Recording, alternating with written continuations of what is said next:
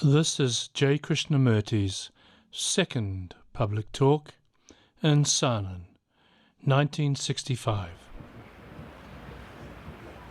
Shall we continue with what we were talking about the other day?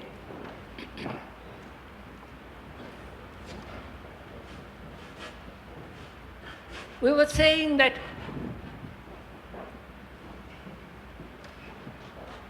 individual problems have no meaning in themselves except in relationship to the total process of life. And it is only when we understand the whole structure, the meaning of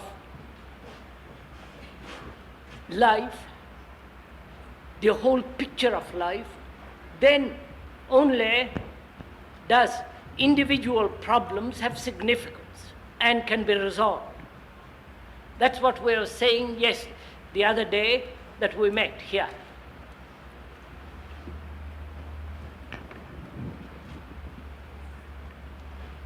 It is one of the most arduous and rather difficult thing to perceive the total picture of life. And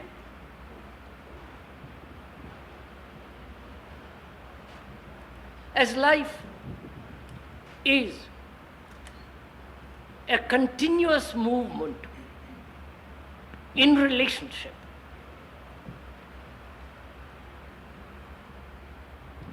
unless we understand that relationship as a whole, not as a fragmentary relationship, but as a whole, then perhaps we shall be able to resolve the individual particular problems. I mean by problem the difficulties, the lack of understanding, the innumerable doubts and questions, the maladjustment, the imbalance, the constant struggle to adjust oneself to a particular pattern of belief or an experience or to a particular norm. All these create, do they not, problems, difficulties. And as we know, life only as a series of not only structural but emotional, psychological, factual difficulties, we are never able totally to resolve them.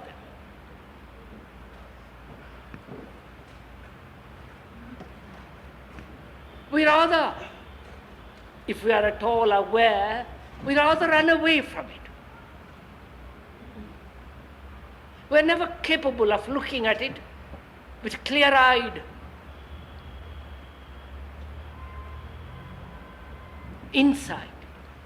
We're never able to look at the pattern of our existence totally. It's only when these problems become acute, when there is a crisis, then only we become aware of the innumerable, hidden, subtle problems. And even then, we do not know how to resolve them. We haven't got the intensity or the clarity or the knowledge of how to resolve them. So what we're going to talk about this morning, if I may, is whether it is at all possible in our daily life to be free of these problems. Because a mind that is caught in any problem, whether of which one is conscious or unconscious, does affect the clarity of thought, does affect the daily activity. So it seems to me that it is very important to understand these problems and to be free of them. Not escape from them, not to find a particular definite answer,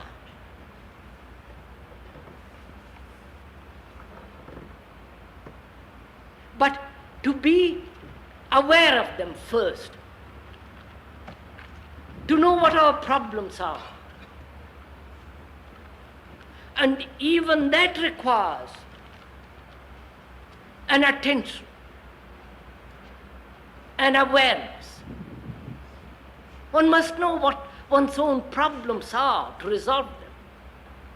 It's not good going to an analyst, to a confession, to this or to that, which all indicate an escape from the actual, from one's own actual problem.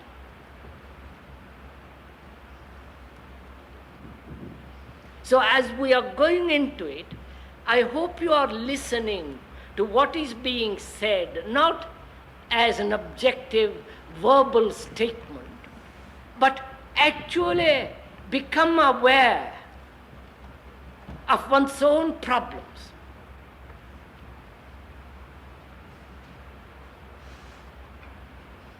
You know what a problem is? Something I haven't understood. Something that gnaws in my heart and my mind, that goes on repeating. Something of which I am afraid. Some torture, some constant dream of a night, which is repeated, which influences my activity during the day, from which I am trying to escape, or from which I am trying to find an answer, an interpretation. Or I am afraid of death, of poverty, of lack of love, of relationship. The feeling that I am never fulfilled, driven by ambition, by vanity.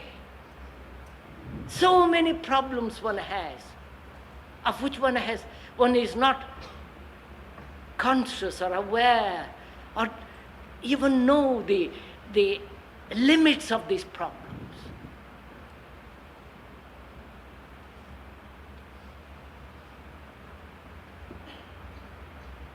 And one has to understand, surely mustn't one, that a mind that is ridden by problems, however small, however petty, or however intense, vital, significant, whatever the problem be, that does influence thought, influence our activity, shape our life.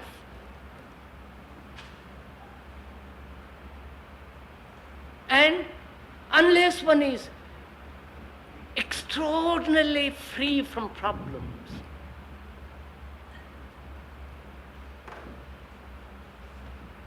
one cannot go very far.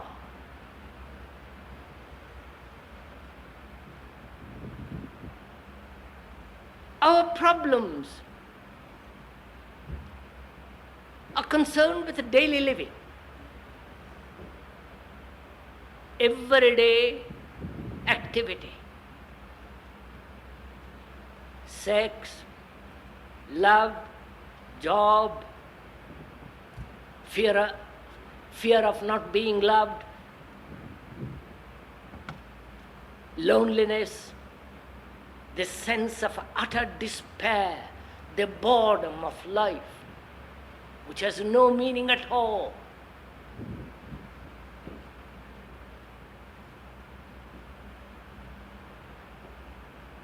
surely one has to be aware of all this.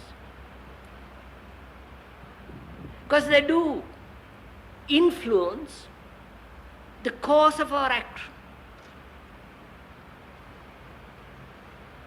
We cannot possibly escape from them. You cannot have worldly problems, the daily problems, and yet try to find a deep inner life, spiritual life, or whatever you call it.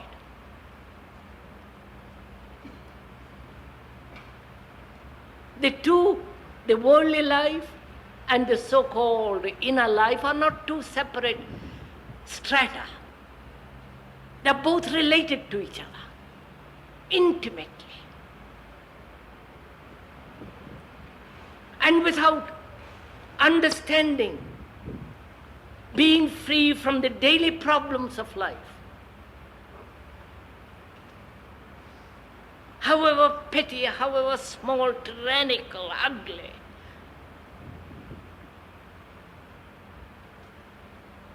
if one is not free, then your search for a spiritual inner life has no meaning whatsoever.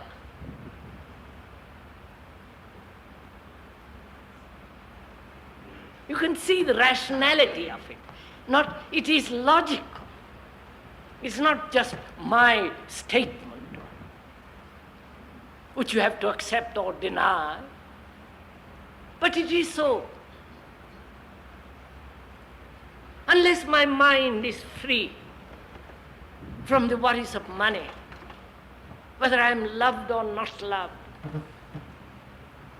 whether I make a name in the world or not, all the temptations and the ugliness and the brutality and the passing, unless I understand all that superficial problems of daily living, my mind is utterly incapable of penetrating deeply into something that demands complete energy.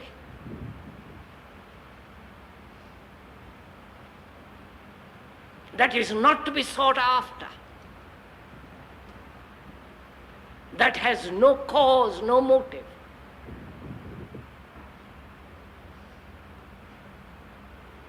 So,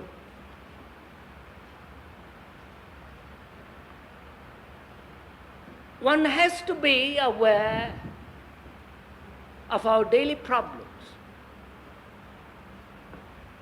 of our daily activities.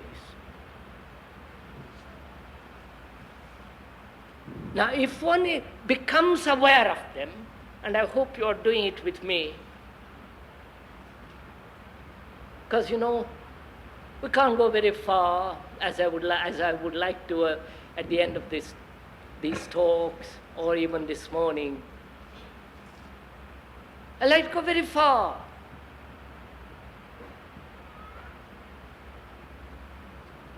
Very deeply. But you cannot go very deeply if your problems are choking you, blinding you. If you do, it's mere escape. It's a verbal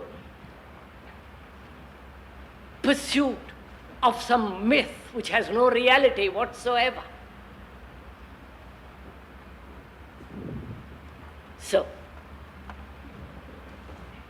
if one is aware of these problems, what is one to do? First of all, what do we mean by awareness, being aware of my problem?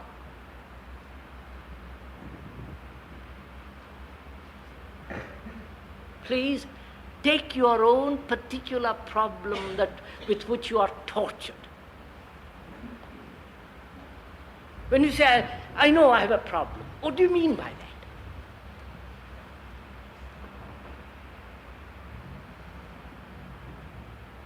You mean, don't you, that you have a a difficulty, a pain or a pleasure, the avoidance of that pain or the continuity of that pleasure. You say, I'm aware of it. Now, what do we mean being aware?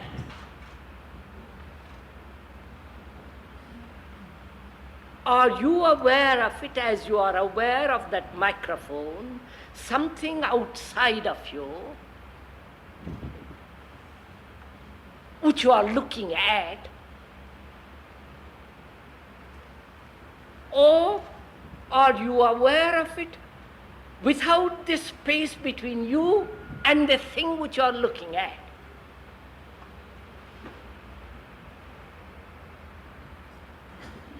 Without the division as the observer and the thing observed.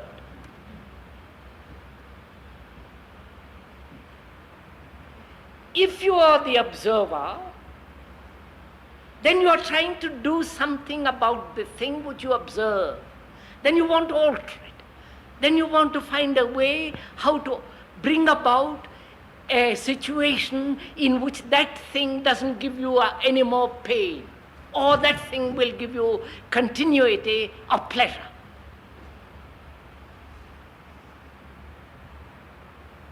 Isn't it? It depends a great deal how you look on that problem, how you are aware of that problem, or conscious, how do you know? Either you know it as an outsider looking in, which means what you look at is different from the image which you have built for yourself about yourself. Right?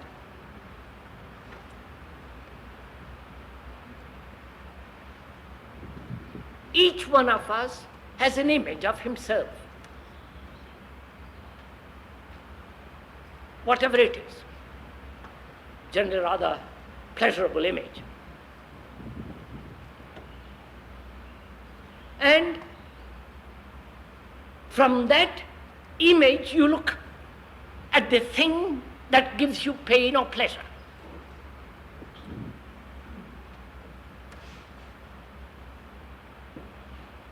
Please do this as I am talking, because it will become very interesting if you go into it afterwards, as we shall this morning, I hope.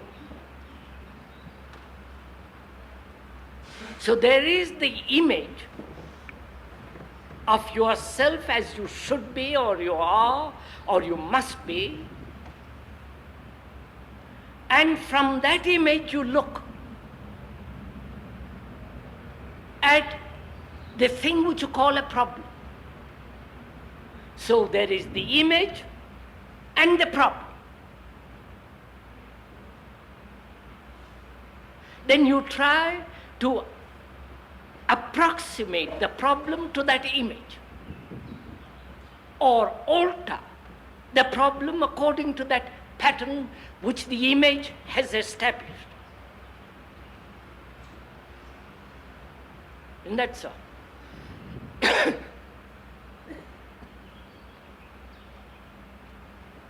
So, you who have a particular image of yourself, look at that problem which is not you.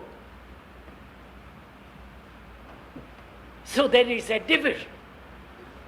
So there is a contradiction between what you think you are and the problem. And hence a constant conflict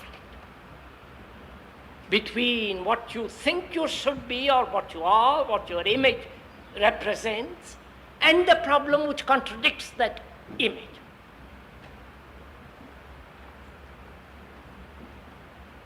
May I proceed now?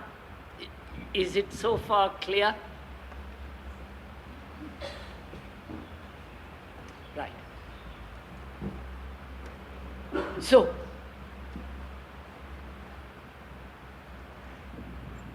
the problem can never be resolved as long as the image exists.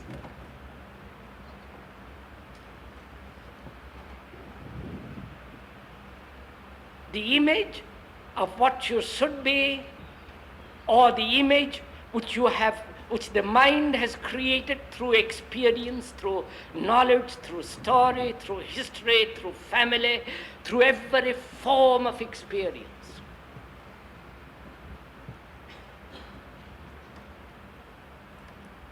So what you are aware of is not the image, but the problem.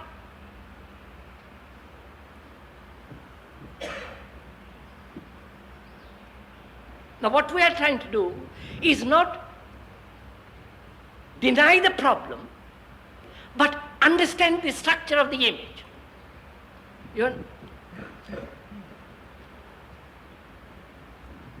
Because if you have no image, then you can deal with the problem.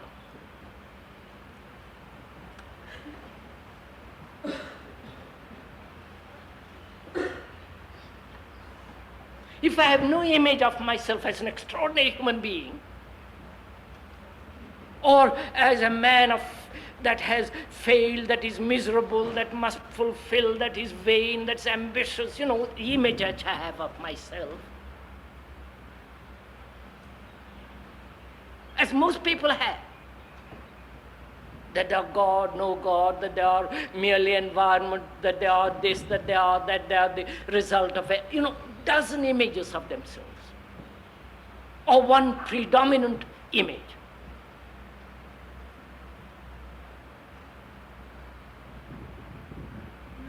If I have that image, then that image will contradict the fact of daily existence.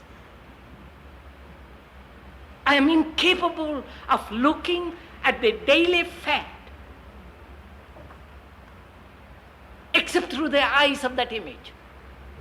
Therefore, the problem is created by the image, but not by the fact itself. Right?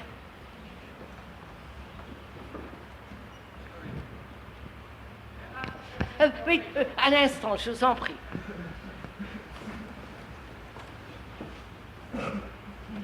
You are going to discuss with me afterwards. But first, listen to what I am saying. Don't deny it, don't accept it. Just take it in. Look at it.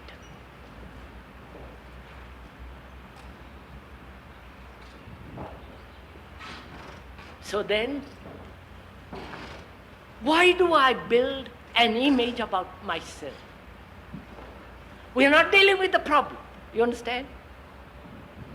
I say, as long as the image, an idea, a concept,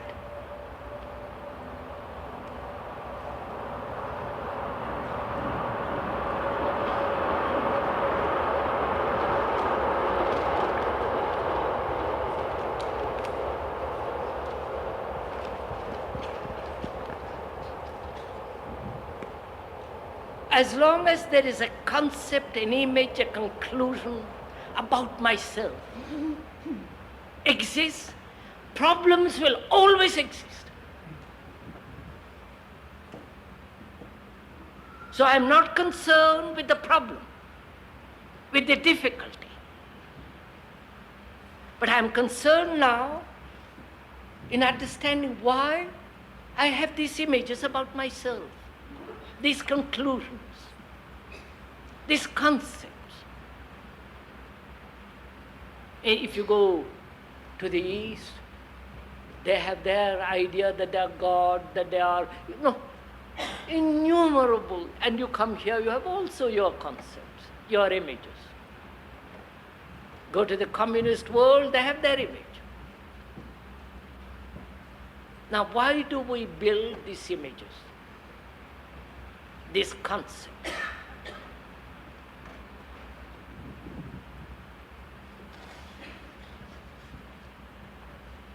Please, I'm putting the question, try to find out.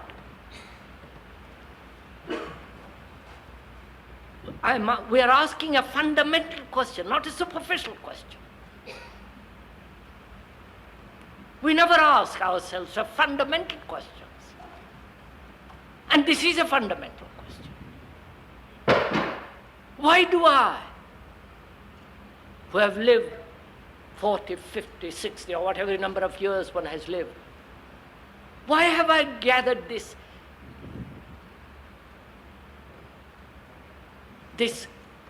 storehouse of what I think, what I feel, what I am, what I should be, my experience, my knowledge?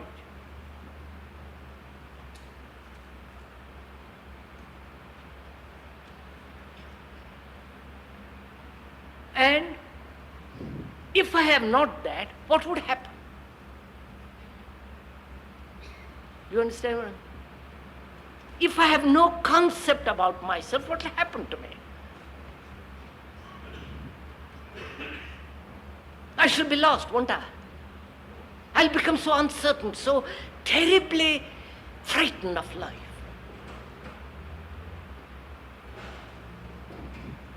So, I build an image, a myth, a concept, a conclusion about myself, because without a center,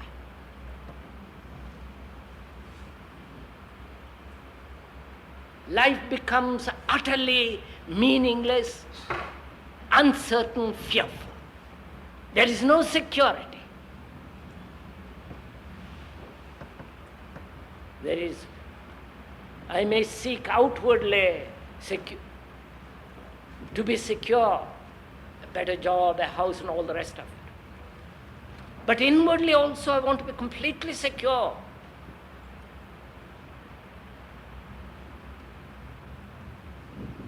Therefore, security compels me, the desire to be secure compels me to build this structure, which is verbal. You understand? It has no reality at all. It's merely a concept, a memory, an idea, a conclusion.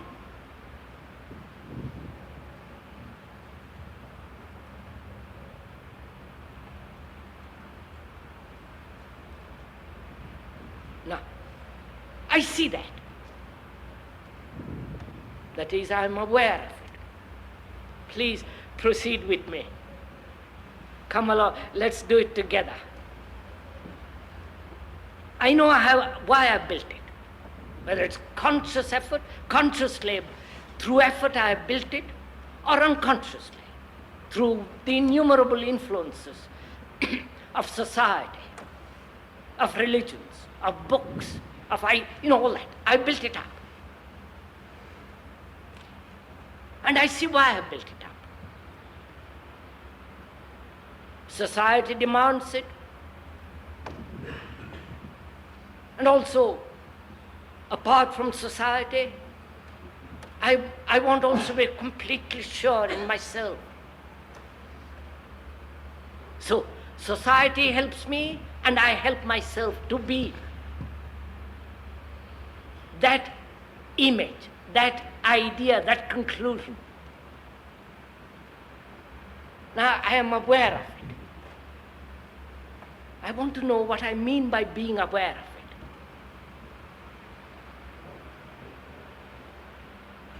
I'm aware that I'm hungry. You understand? I'm hungry, I'm aware. Nobody need tell me. It is not a second-hand experience. It is not something I've learned from a book. No teacher has taught me that I'm hungry.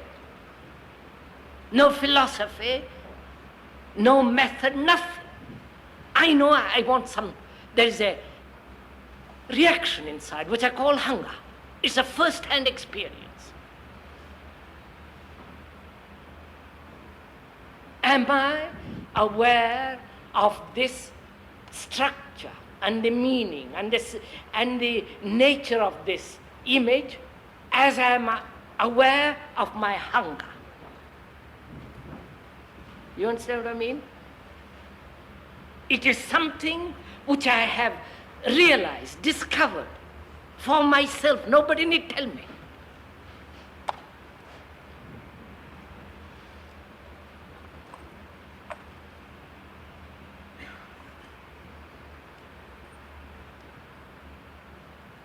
So it is yours and not my description of it, which you have accepted, and therefore you say, yes, I have it.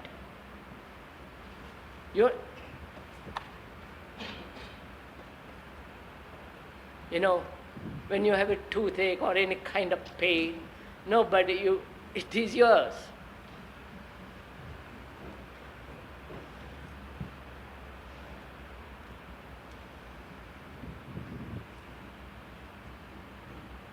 So I am aware of that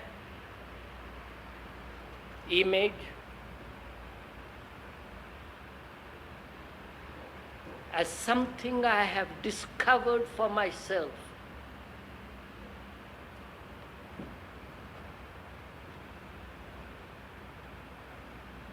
And which nobody can take it away, dissipate it, or add to it.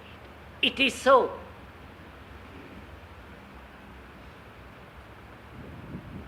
They can describe it, they might add more detail to it, but the fact is so. Right? Can we proceed?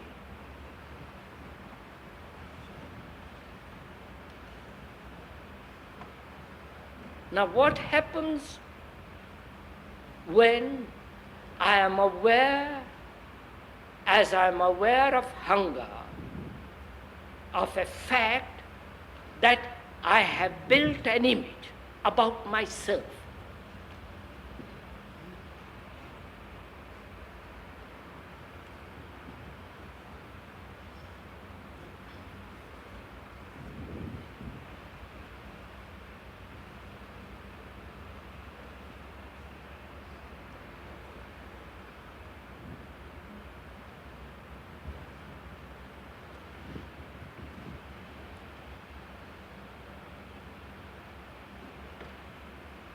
You know,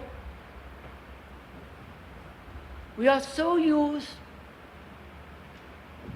to make effort.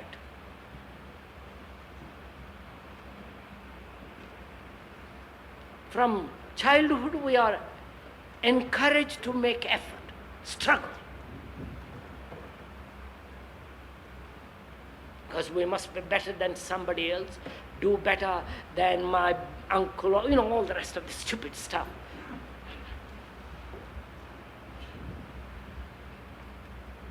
We worship success.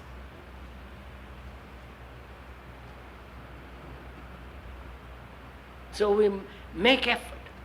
Here there is no effort needed at all, because there is nothing to make effort about. You're following?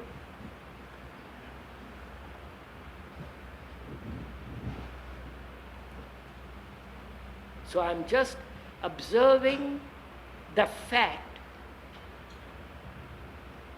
that I have an image about myself.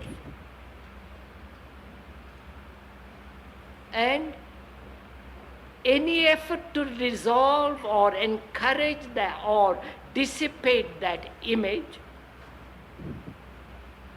is to conform to another image which I have about myself. Right?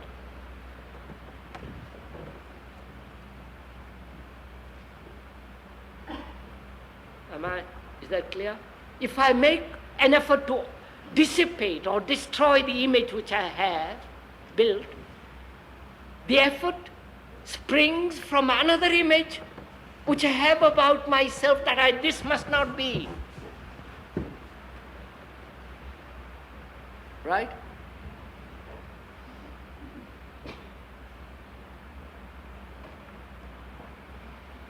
Am I mesmerizing you all?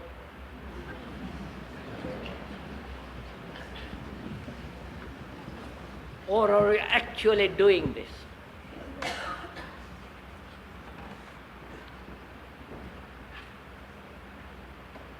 Because as we said at the beginning,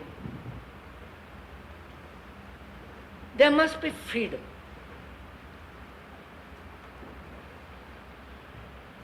Total freedom, not freedom from some stupid little anxieties and all the rest of it, but complete freedom. And freedom is not a reaction. If it is a reaction, it's merely a revolt, it's not freedom. And a mind that is crippled with problems can never be free. Whether it's the problem of death, problem of your dreams, whatever the problem be, there's no freedom. And the problem is not important at all. But what is important is the image which you have about yourself.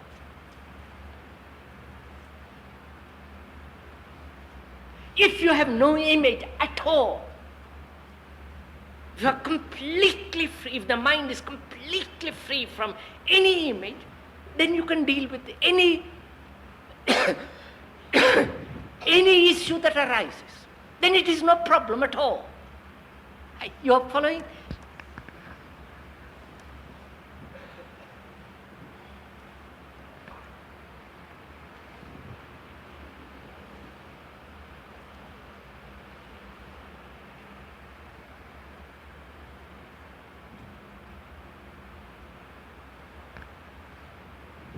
So, I see the mind is aware that it has created an image about itself, and to dissipate or to resolve or try to do anything about that image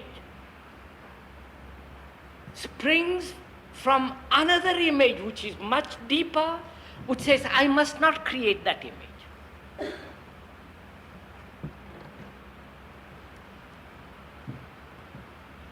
So, any effort to alter the image is the outcome of a deeper image, a deeper conclusion. I see that. Therefore, I won't make any effort, mind won't make any effort to dispel that image. Right? Are you following with me? Are you coming? So the mind is completely aware without any desire, without any effort, without any alteration, just to be aware of it. Just to look at it. I look at that microphone. I can't do anything about it. It's there, it's been put together.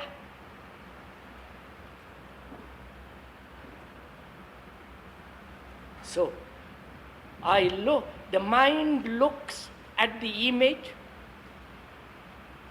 at the conclusion, without any form of effort.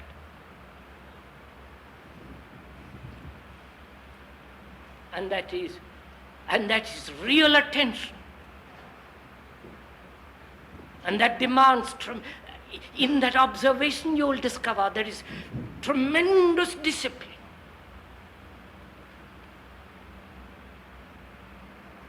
Not the silly discipline of conformity.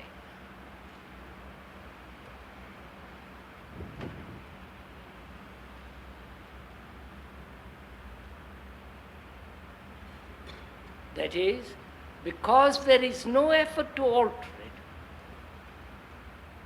the mind itself is that image. Right? It is not the mind and the image, but the image is the mind. Right? I don't know.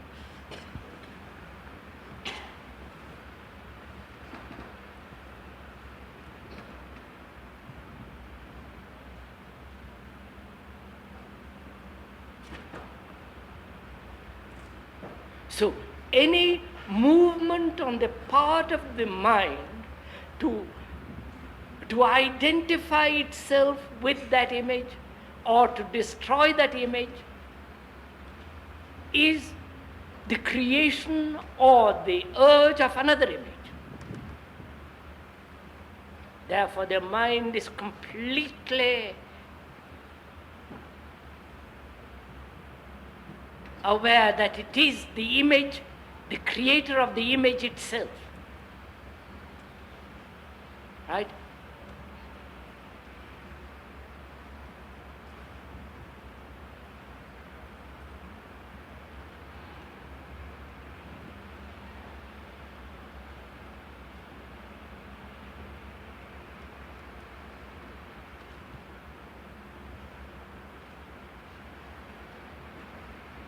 So if one is so aware of it, then the image loses its significance altogether. Then the mind is capable of dealing with any issue, any crisis that arises without a previous conclusion or the image from which it tries to answer, right?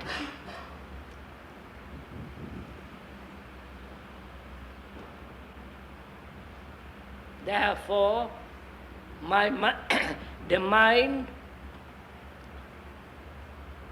is now clear of all image.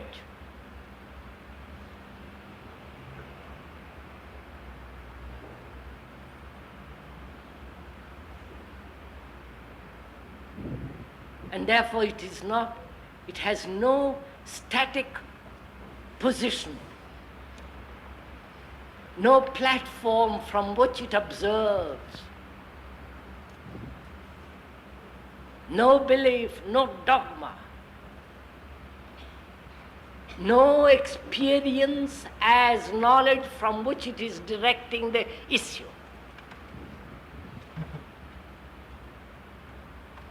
So now the mind can deal with any issue that arises and doesn't treat it as a problem. You understand?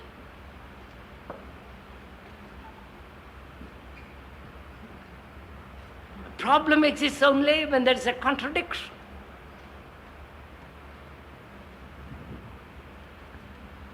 But there is no contradiction. Because I have no image, I have no center, I have no conclusion from which I look. Therefore there is no contradiction, and therefore it's not a problem. I wonder if you...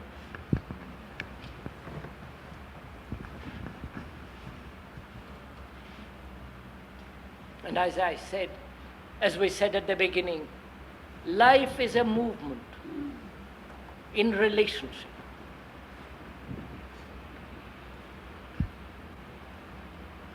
Not only between people, relationship with everything, with nature, with people, with money, with ideas. It's a movement.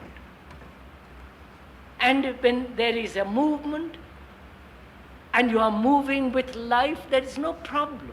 It's only when there is a static state from which you are trying to understand.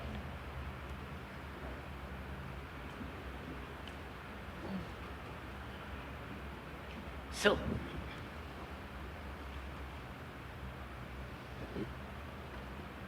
the worldly life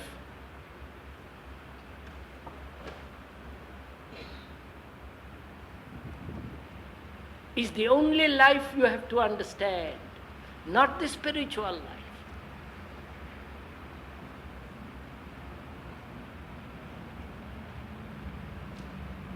When that is clear,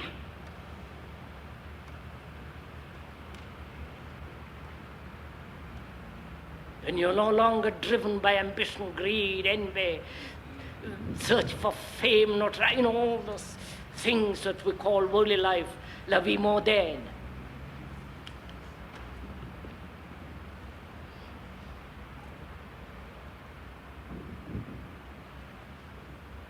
When that is completely in order,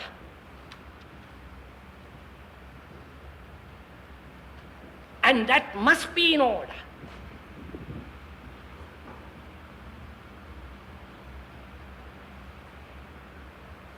Then there is totally a different movement, of which the mind cannot previously imagine or believe or come to a conclusion.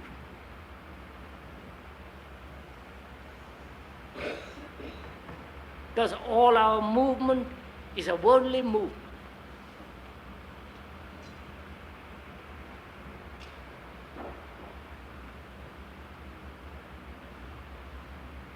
And we have separated the two, the worldly movement and the spiritual movement, the inner life, and all the rest of it. La vie intérieure, you know, something apart. Because we are tired of this worldly life with its ugliness, brutality, impossibility, you know what's going on. And we try to escape from that. Try to establish in ourselves inner life, which is so silly. You can't establish a spiritual life for yourself without having complete order.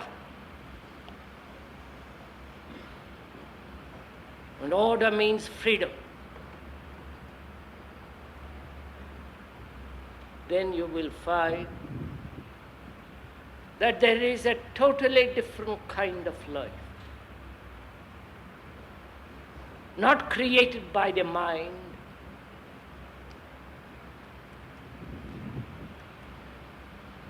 a life that has no cause, no end, no beginning. It's a movement.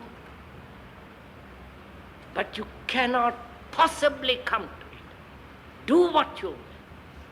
Sit in any posture.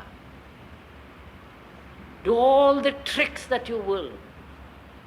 You will never understand it unless there is complete order and freedom from the outward, everyday struggle, pain, sorrow, greed, ambition.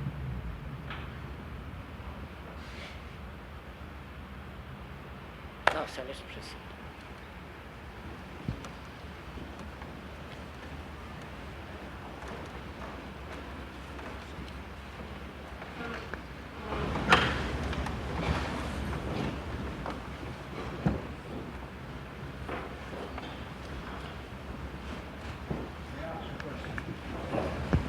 Surely, sir. There are problems which are not created by me, not by myself, by me. Those problems exist whether I'm alive or whether I'm dead. I mean the world problems, the European problems, problems in whites and black, the economic problems. I don't quite understand, sir. Make it brief, sir. Sorry. I mean to say there are problems which I have not created. There are problems Which I have not created. which gentleman has not created. Economic problems. Huh?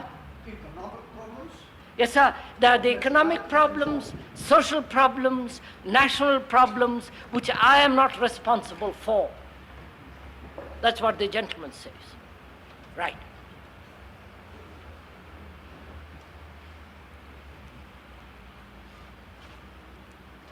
There is starvation in Asia,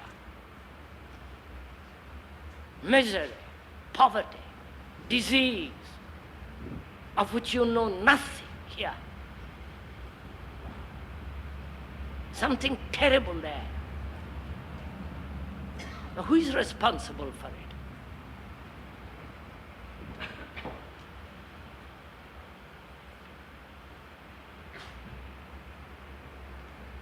You know, science can free man from drudgery of work through automation, through the science of computer and so on, cybernetics. Science can give man food, clothes, and shelter. Feed the world. But why isn't it being done? Just look at it. Don't agree with me, for God's sake. Just look at it, or deny it. Because we are nationalistic, la gloire de France, way of life of the America, the Indian nationalism, the African nationalism, the imperialism of the communists as well as the capitalists. All these are separating man economically. Also, religiously, man is separated by his belief. He believes in Catholicism, in a particular savior, and in the whole of Asia, they don't believe a thing about all that. They have their own beliefs. So man is divided by nationalism, by racism, by economic pressures, by religion. And we are all responsible for it. Aren't we? Because you are a national. You're very proud of being an Englishman with your tradition, or a Frenchman, and God knows what else. It is this that is separating people, isn't it? No. So you and I will cease to be responsible when we are free from nationalism, from racialism, when there is order in ourselves. That is, we are human beings, we are not individuals.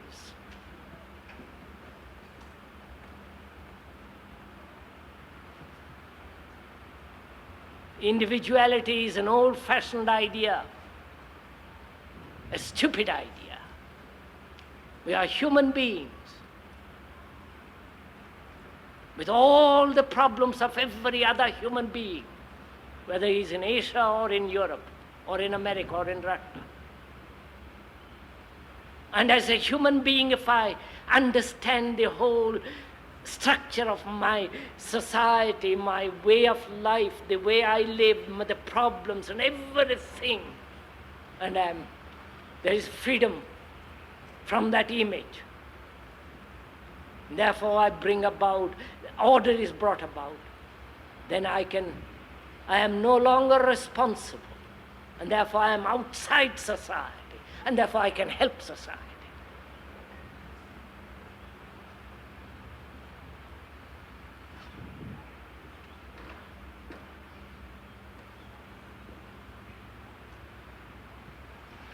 I don't want to help society.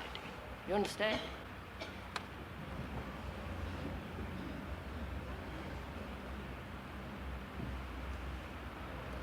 I am not a social reformer.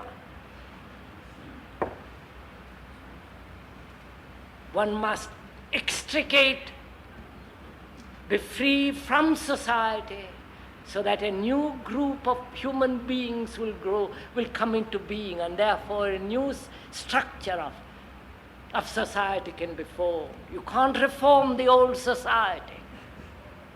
That's merely retrogression.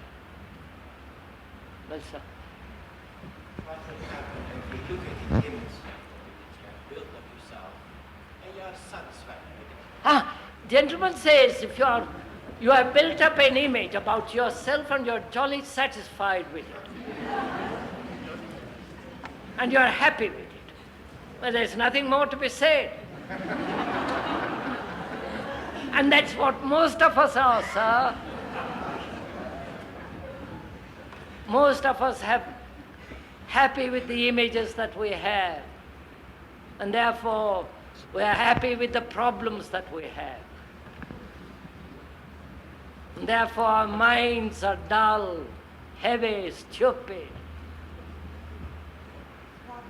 And therefore when we revolt, we become beatniks or the other type. That's all. Is the gentleman speaking for himself? Because he can only speak for himself. The gentleman, is he speaking for himself? I can't hear, I'm sorry, if somebody heard it. The gentleman speaking only for himself. Because he dare only speak for himself. He cannot speak for another. Oh, I don't know, he may be speaking for himself or for others. I mean, it's all part of our daily life. We're all satisfied with our own images.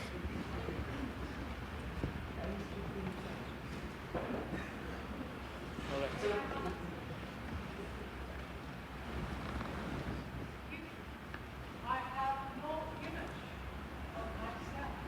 I'm in it. And I'm nothing.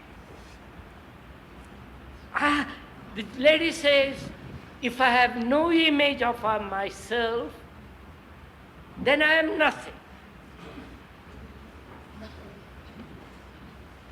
But are you anything anyhow? No, no. Please don't laugh. This is much too serious. Are you anything in yourself? Strip yourself of your name, title, money, position, a little capacity to write a book and be flattered or flattered. What are you?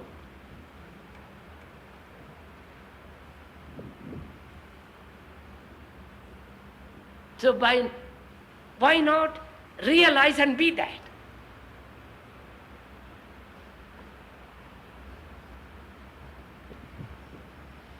Because you see, we have an image of what it is to be nothing. And we don't like that image to be nothing. But the actual fact, when you have no image, may be entirely different. And it is entirely different. It is not in terms of nothing or being something. But it's entirely different when there is no image about yourself. And to have no image about yourself demands tremendous attention, tremendous seriousness. And it's only the attentive, the serious that live, not the people who have images about themselves.